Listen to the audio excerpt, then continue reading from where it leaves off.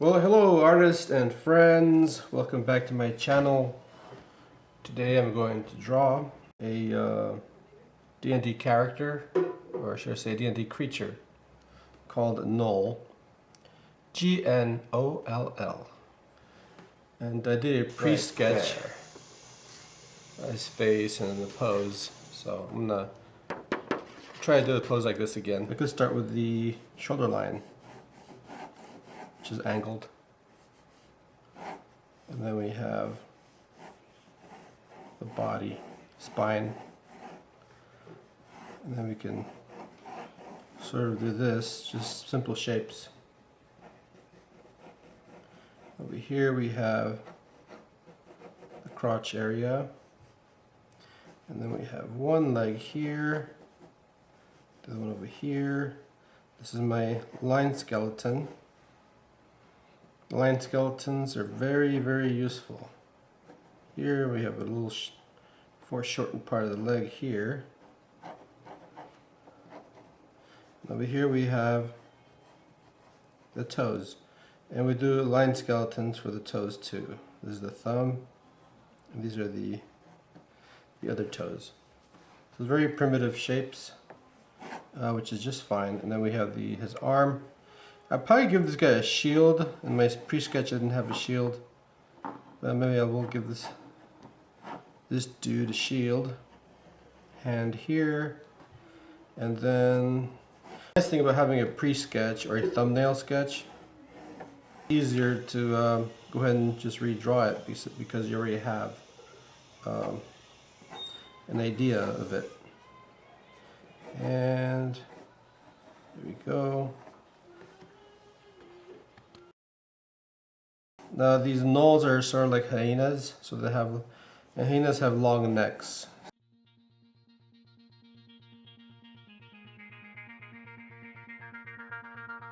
And I could even lower the shoulder some more. Maybe raise this one. So now I'll start to build on my line skeleton, which you should also do, because once you have your line skeleton, you start building with bigger primitive shapes, spheres and whatnot, and tubes. I call this a tube here. And we have the elbow.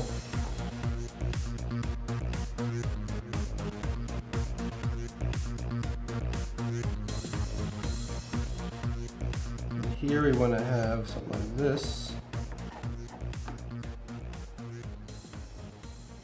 This is for shortened, so this is behind this leg.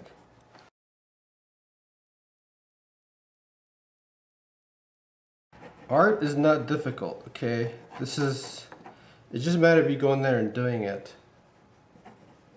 It's not hard because you start out with line skeleton and then you do spheres and tubes and so on. It is not hard.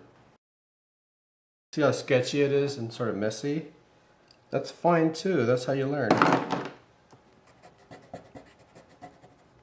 You want to see this. This is what you want to see as an artist, as a professional.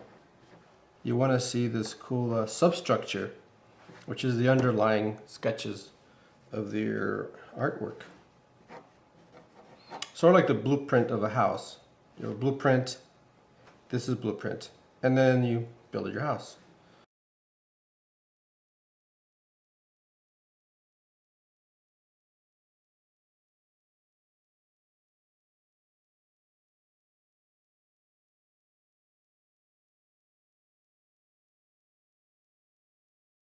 So this is good for now, what I have there. And now I'm going to start building up more details. So we start with line skeleton, and then we add it on top primitive spheres and tubes. So now we build on top of that. So we have to layer, I'm working in layers.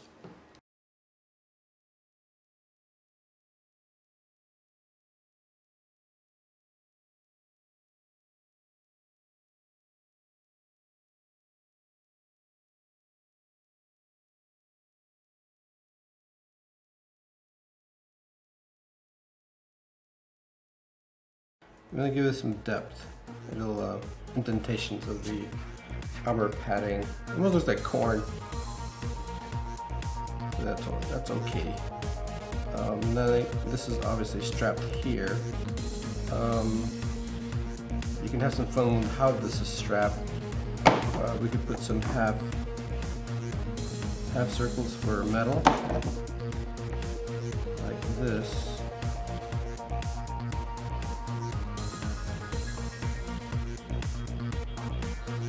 For fun. Another one over here. And then the strap would go into here. Like so. Then I go over here and erase that part so we could see it go over this.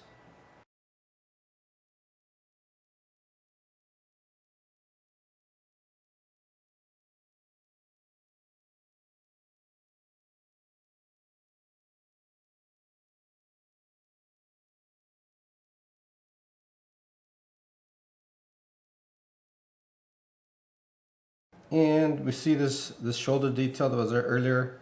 It almost looks like it's part of the shoulder armor. Sort of kind of neat looking, but I'm not going to use that.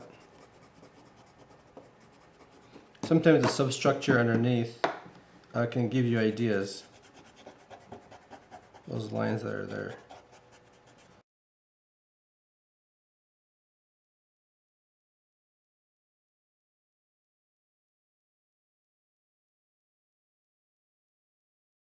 And then here we want to do the same thing. We're going to give this some depth. But first I'm going to just erase some of this work.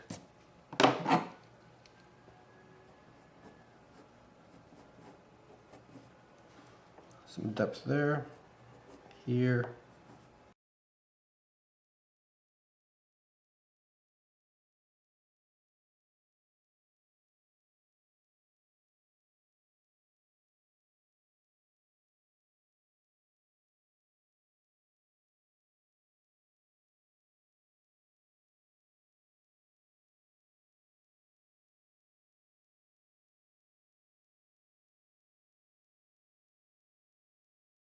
I don't like to get all crazy with armor. Unless it's like some sort of a king or some special sort of character that would have some amazing, very stylish armor.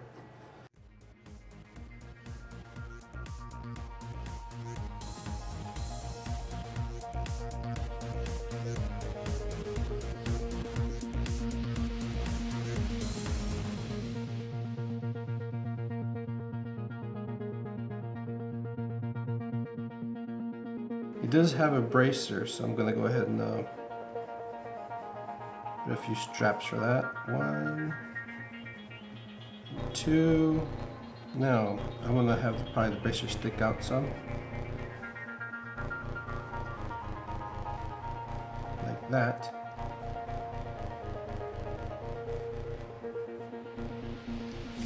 And then here we're going to have his arm, his hairy arm, hand underneath.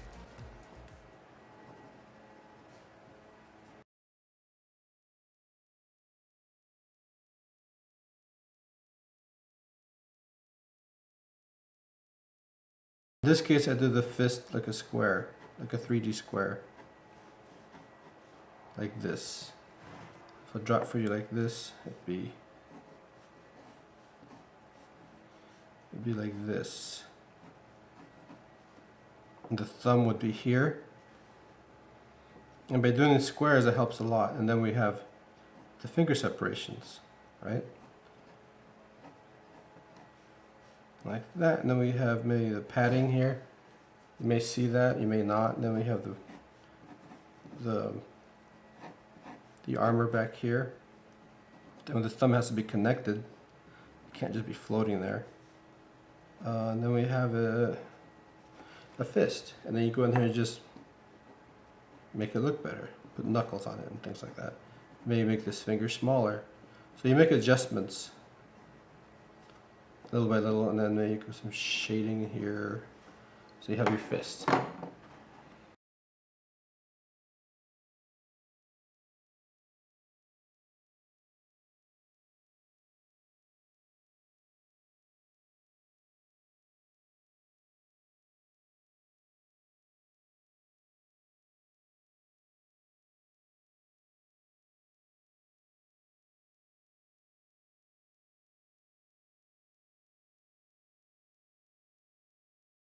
this hand would be sort of, when you're holding something, this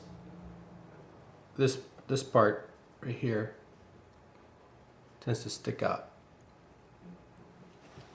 So that's why I sort of put it here, underneath the, so it looks like he's gripping. Well, those are the little details I like to pay attention to. There are some artists that will draw a hand, right? They'll draw a hand sort of like this. Here's a hand we're looking at, and it's holding a weapon. And the weapon, if you look at the weapon, it's literally like this. So the fingers are like paper thin. You see what I mean? The fingers here have no thickness. How can this hand be holding this thing? So it's very important that you pay attention to that. If you're actually holding this finger should be up here.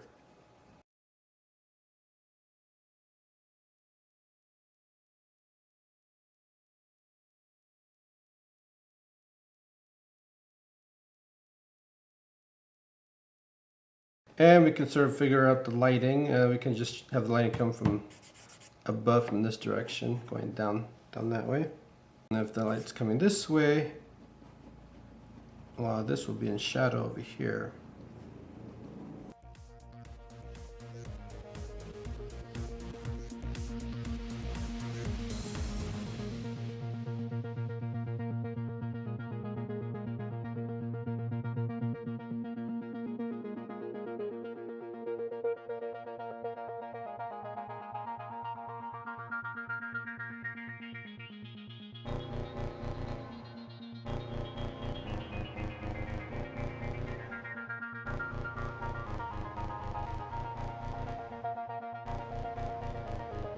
Here we have our Gnoll.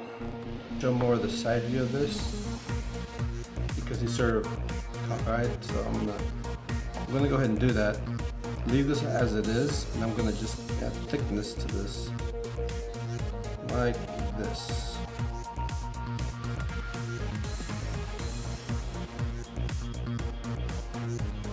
Some rivets, make sure they fall in the right place. You don't want to put a rivet right here in between the wood because it's not how they would do it. You put it here to hold each piece. So the next step would be to ink this.